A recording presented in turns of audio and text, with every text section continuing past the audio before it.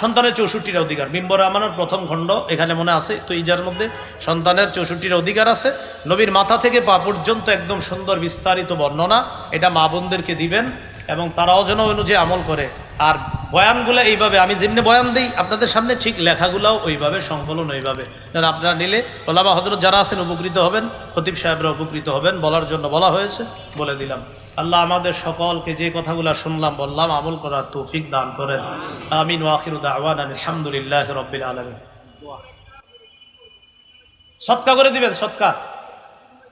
হ্যাঁ, চুলগুলা ওই চুল পরিমাণ ওজন করে যে সদকা করে দিবেন, সমস্যা না। ওইটা আপনি, ওইটা আর কাউরে দিতে হবে না। যদি মন চায় আপনি খাটের নিচে কোথাও রেখে দিয়ে, মন না চাইলে যেখানে কেউ কোনো ক্ষতি করতে পারবে না ফেলে দিতেও পারবেন, সমস্যা নেই। হ্যাঁ,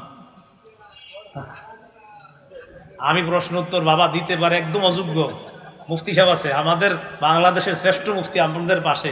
আল্লাহু আকবার।